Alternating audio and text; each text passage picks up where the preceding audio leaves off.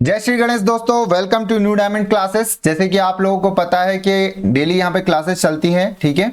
आप लोगों के लिए यहाँ पर एक नई क्लास लेकर आए हैं जो कि आपके मध्य प्रदेश की सभी परीक्षाओं के लिए आपके लिए काम की है ये, ठीक है। एमपी जीके की ये क्लास आपकी होगी, बाकायदा ये क्लासेस आपकी टॉपिक वाइज चलेगी, ठीक है। टॉपिक वाइज ये क्लासेस चलेगी, ध्यान रखिएगा। आज का जो हमारा क्लास का जो टॉपिक है वो आपके मध्य प्रदेश के भौगोलिक स्थिति एवं प्राकृतिक भाग यहाँ पर, ठीक है दोस्तों, ध्यान रखिएगा। और कुछ बातें मैं आपको बताना चाहूंगा कि जैसे कि कुछ लोग नए होंगे और कुछ लोग पुराने होंगे। अब वो ये सोच रहे हैं कि फिर से एमपीजी के पढ़ रहे हैं हम लोग, तो ध्यान रखिएगा दोस्तों। आपको मैं एक चीज बता दूंगा, यहाँ पर बहुत ही अच्छी सी लाइन लिखी हुई है आप लोगों के लिए, ठीक है। ध्यान पूर्वक इसको देखिए। यहाँ पे लिखा हुआ है कि सफलता एक दिन में नहीं मिलती है पर एक दिन जरूर मिलती है। तो दोस्तों ये चीज जरूर ध्यान रखिएगा आप लोग। आप जो मेहनत कर रहे हैं वो खराब बिल्कुल नहीं जाने वाली है, बस निरंतर आप मेहनत करते रहिए, ठीक है। सफलता आज नहीं मिल रही है, कल जरूर मिलेगी आप लोगों को। चलिए, तो इसी तरीके से हमारी क्लासेस को हम आगे बढ़ाते हैं। ध्यान रखिएगा, क्वेश्चन यहाँ पर आपके 20 से 25 क्वेश्चन आपके यहाँ पर लिए जाएंगे जो कि एमपीजीके के आपके टॉपिक वाइज होंगे, ठीक है। मैंने आपको बता दिया कैसे क्या क्लासेस चलेगी। और अगर आप लोगों को ये क्लासेस अगर लाइव चाहिए तो प्लीज आप कमेंट सेक्शन में जाके लिखिए यहाँ पर कि आपको क्लास लाइव चाहिए या फिर आपको रिकॉर्डेड ही ज्यादा सही लग रही है। चलिए, बिना टाइम गवाए हम लोग यहाँ पे क्लास हमारी शुरू करते हैं। तो आज के पहले क्वेश्चन की तरफ हम चलते हैं। चलिए, तो फर्स्ट क्वेश्चन आपसे कहा जा रहा है यहाँ पर कि यहाँ पर पूछा जा रहा है कि अपने निकटतम समुद्र तट से मध्य प्रदेश लगभग कितनी दूरी पर स्थित है। तो ध्यान रखिएगा दोस्तों, यहाँ पर 200 मीटर यहाँ पर किलोमीटर यहाँ पर बिल्कुल सही जवाब है। देखिए 200 किलोमीटर यहाँ पर बिल्कुल सही जवाब है, जो कि सी ऑप्शन है यहाँ पर बिल्कुल सही, कि अपने निकटतम समुद्र तट से मध्य प्रदेश कितनी दूरी पर स्थित है। यहाँ पर 200 किलोमीटर यहाँ पर बिल्कुल सही जवाब है यहाँ पर। चलिए, सभी लोगों का आंसर यहाँ पे बन रहा होगा। थोड़े नए क्वेश्चन भी आपको देखने को मिलेंगे। चलिए, यहाँ पे आपको ये बताना है कि क्रिटेशियस काल में, ठीक है, क्रिटेशियस काल में भूगर्भीय हलचलों द्वारा निम्न में से किसका निर्माण हुआ, ठीक है। आपको ये बताना है क्रिटेशियस काल में भूगर्भीय हलचलों द्वारा निम्न में से किसका निर्माण हुआ था। तो ध्यान रखिएगा, इसमें यहाँ पे दक्कन का पठार का निर्माण हुआ था, ठीक है। ध्यान रखिएगा, सी ऑप्शन यहाँ पर बिल्कुल सही जवाब है। सी ऑप्शन, दक्कन का पठार यहाँ पर बिल्कुल सही जवाब है। नेक्स्ट क्वेश्चन की तरफ चलते हैं, थोड़ी सी स्पीड रखेंगे हम लोग। चलिए, क्वेश्चन नंबर 3 आपकी स्क्रीन के सामने। मौर्य युग में मालवा का पूर्वी भाग कहलाता था, ठीक है। मौर्य युग में पूर्वी भाग क्या कहलाता, तो ध्यान रखिएगा डी ऑप्शन यहाँ पर बिल्कुल सही जवाब है। यहाँ पे अकरा यहाँ पर बिल्कुल सही जवाब है। यहाँ पे डी ऑप्शन बिल्कुल सही जवाब है। अकरा यहाँ पर बिल्कुल सही जवाब है। पूर्वी भाग कहलाता था, क्या कहलाता था, मालवा का अकरा कहलाता था। चलिए, नेक्स्ट क्वेश्चन की तरफ हम बढ़ते हैं। हमारे क्वेश्चन नंबर 4 आपकी स्क्रीन पर मध्य प्रदेश राज्य है, ठीक है। मध्य प्रदेश राज्य है, यहाँ पर 4 ऑप्शन दिए हैं तो आपको उस हिसाब से टिक करना था। तो बिल्कुल ध्यान रखिएगा, यहाँ पे पूर्ण भू अवशेषित राज्य है। यहाँ पर डी बी ऑप्शन यहाँ पर बिल्कुल सही जवाब है। यहाँ पे पूर्ण भू अवशेषित राज्य है मध्य प्रदेश आपका। चलिए, नेक्स्ट प्रश्न की तरफ चलते हैं हम लोग। अगला प्रश्न आपकी स्क्रीन पर क्वेश्चन नंबर 5 आपसे कहा जा रहा है यहाँ पे, यहाँ पे प्रदीप नीस है, ठीक है। प्रदीप जो आपका दिया है, प्रदीप नीस है यहाँ पर, तो क्या होगा यहाँ पर इसका राइट आंसर। तो ध्यान दिएगा, आर्कियन चट्टान है यहाँ पर। डी बी ए ऑप्शन यहाँ पर बिल्कुल सही जवाब है। इस क्वेश्चन को आप ध्यान रखिएगा, इससे रिलेटेड आगे और क्वेश्चन है, ठीक है। इसको ध्यान रखिएगा, स्टार करके इंपॉर्टेंट करके लिख लीजिएगा। इससे रिलेटेड बहुत सारे क्वेश्चन पूछे गए हैं प्रीवियस क्वेश्चनों में। चलिए, नेक्स्ट क्वेश्चन की चलते हैं हम लोग। आर्कियन चट्टान है यहाँ पे, ठीक है। प्रदीपीय निस है यहाँ पे। चलिए आगे, अगला क्वेश्चन हमारा आ गया आपकी स्क्रीन के सामने। क्वेश्चन नंबर 6 आपकी स्क्रीन के सामने आ चुका है, ठीक है। आपसे पूछा यहाँ पे कणों के आधार पर प्रदीपीय नीस को किन नामों से जाना जाता है। देखिए, अभी यहाँ पर हमने ऊपर पढ़ा था, यहाँ पर आपका आर्कियन चट्टाने कहा गया था। अभी दूसरा यहाँ पे पूछा यहाँ पे कि कणों के आधार पर प्रदीपीय नीस को किन नामों से जाना जाता है। तो ध्यान रखिएगा, यहाँ पर उपरोक्त दोनों जो लिखे हुए यहाँ पर आपके बुंदेलखंड नीस और यहाँ पे चरकोना साइट यहाँ पर बिल्कुल सही जवाब है यहाँ पर, ठीक है। ध्यान रखिएगा, यहाँ पर ए और बी यहाँ पर बिल्कुल सही जवाब है, यानी कि अर्थात आपका जो ऑप्शन होगा सी वाला बिल्कुल सही जवाब है यहाँ पर। चलिए, नेक्स्ट प्रश्न की तरफ चलते हैं हम। कॉमन क्वेश्चन आया है आपकी स्क्रीन के सामने कि असीरगढ़ का किला किस पहाड़ी पर स्थित है। यहाँ पर बहुत ही बढ़िया क्वेश्चन है यहाँ पर कि असीरगढ़ का किला आपका जो है वो दुर्गम पहाड़ी पर स्थित है। क्वेश्चन नंबर ए यहाँ पर बिल्कुल सही जवाब है कि असीरगढ़ का किला आपका दुर्गम पहाड़ी पर स्थित है यहाँ पर। चलिए, बहुत ही एमपी के तो आप लोगों ने जो पुराने होंगे उन लोगों ने तो रट लिया होगा अच्छा खासा।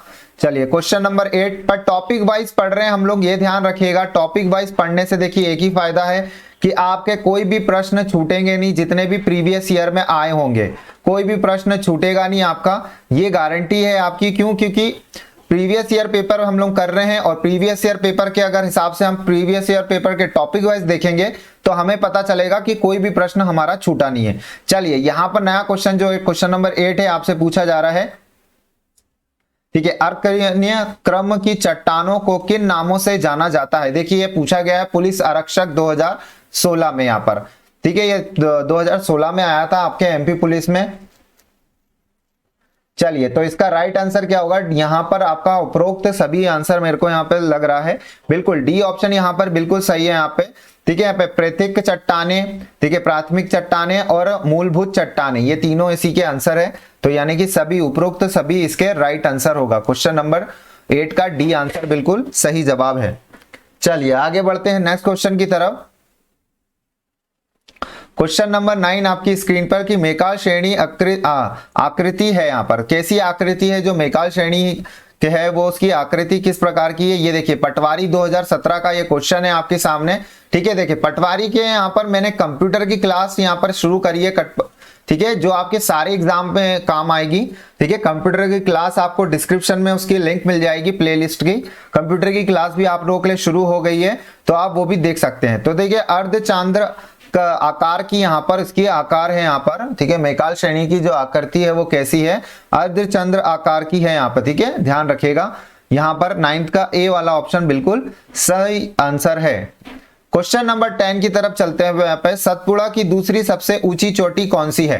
देखिए, मैं आपको एक चीज बता देता हूं, जैसे इसने पूछा है दूसरी, तो पहली भी पूछेगा, तो ये सारे क्वेश्चन इसके अंदर आ जाएंगे। हर क्वेश्चन पर मेरे को एक्सप्लेन करने की जरूरत नहीं है, सारे क्वेश्चन मैं लूंगा, इस वजह से हम लोग आगे चलते हैं। नहीं तो एक ही क्वेश्चन पे मैं बहुत सारी चीजें बताता रहूंगा तो वीडियो बहुत लंबा हो जाएगा। तो अमरकंटक यहाँ पर बिल्कुल सही जवाब होगा, ध्यान रखेगा। अमरकंटक यहाँ पर बिल्कुल सही जवाब है कि सतपुड़ा की दूसरी सबसे ऊंची चोटी कौन सी है, तो वो है अमरकंटक, यानी कि बी ऑप्शन बिल्कुल सही जवाब है। नेक्स्ट प्रश्न की तरफ हम चलते हैं। हमारा अगला प्रश्न हमारा क्वेश्चन नंबर 11, अमरकंटक पठार के उत्तर, देखिए पूछा गया अमरकंटक के जो पठार है उसमें उत्तर से कौन सी नदी प्रवाहित होती है। पुलिस आरक्षण एमपी पुलिस का आपका 2017 का क्वेश्चन है। यहाँ पर देखिए, उत्तर की ओर यहाँ पर पूछा गया, यहाँ पर कौन सी नदी प्रवाहित होती है, तो नर्मदा होती है, ध्यान रखिएगा। क्वेश्चन 11 का डी आंसर बिल्कुल सही जवाब है। ये क्वेश्चन में कंफ्यूज होते हैं हमेशा कि उत्तर की तरफ कौन सी है, ठीक है, दक्षिण की तरफ कौन सी है, पूर्व की तरफ कौन सी है, ऐसे क्वेश्चन पूछे जाते हैं। तो अमरकंटक के पठार के उत्तर से कौन सी नदी प्रवाहित होती है, तो नर्मदा नदी प्रवाहित होती है, ध्यान रखेगा। चलिए, नए प्रश्न की तरफ चलते हैं हम लोग। ये क्वेश्चन थोड़ा नया है आपके लिए, ये क्वेश्चन हो सकता है क्योंकि ये 2016 में पूछा गया था। यहाँ पे एएनएम ट्रेनिंग करके होता है मेडिकल वालों का, वहां पर ये क्वेश्चन पूछा गया था कि सतपुड़ा मेकाल श्रेणी संपूर्ण मध्य प्रदेश के कितने भूभाग पर वितरित है। मध्य प्रदेश की बात हो रही है, ध्यान रखिएगा, मध्य प्रदेश के कितने भूभाग में, तो ध्यान रखिएगा 11% है यहाँ पर, इसका सी ऑप्शन बिल्कुल सही जवाब है यहाँ पर, ध्यान रखिएगा, बिल्कुल सही जवाब है यहाँ पर 11%।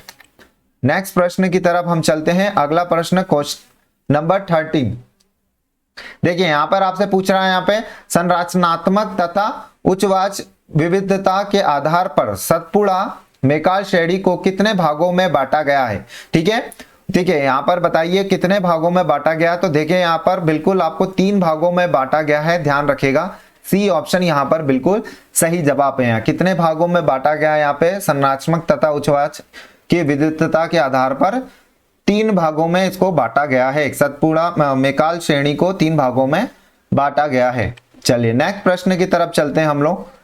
अगले प्रश्न, अगर स्पीड ज्यादा हो रही है तो आप लोग कमेंट सेक्शन में बता सकते हैं कि सर थोड़ी सी स्पीड कम करिए। क्वेश्चन नंबर 14 आपसे पूछा गया है यहाँ पे कि सतपुड़ा मेकाल श्रेणी को ठीक है, वाटर शेड कहा जाता है। देखिए पहले तो आपको ये पता चल गया कि सतपुड़ा मेकाल श्रेणी को क्या है, वाटर शेड भी कहा जाता है। ठीक है, पर क्यों कहा जाता है ये आपको बताना है। देखिए एमपी पुलिस में आया हुआ है ये 2017 में, तो यहाँ पे सर्वाधिक नदियों के उद्गम के कारण कहा जाता है। इसका बिल्कुल सही जवाब होगा 14 का ए यहाँ पर। ठीक है, यहाँ पर ए वाला ऑप्शन बिल्कुल सही है कि सर्वाधिक नदियों के उद्गम के कारण यहाँ पे क्या सतपुड़ा मेकाल श्रेणी को वाटर शेड कहा जाता है। बहुत ही बढ़िया क्वेश्चन था, 2-3 लाइन इसमें क्लियर हो गई हमें। चलिए नेक्स्ट प्रश्न की तरफ चलते हैं। क्वेश्चन नंबर 15 आपसे पूरा पूछा गया है कि असीरगढ़ पहाड़ी, ठीक है ध्यान रखिएगा, असीरगढ़ पहाड़ी एवं नर्मदा नदी के मध्य से, देखिए असीरगढ़ की पहाड़ी और नर्मदा नदी है, ठीक है, के मध्य से स्थित यहाँ पर आपसे पूछा गया है। तो ध्यान रखिएगा निमाड़ का मैदान यहाँ पर बिल्कुल सही जवाब है। ए ऑप्शन यहाँ पर बिल्कुल सही जवाब है, यहाँ पर आपका ए ऑप्शन बिल्कुल करेक्ट है। चलिए आगे बढ़ते हैं नए क्वेश्चन की प्रश्न की तरफ हम लोग।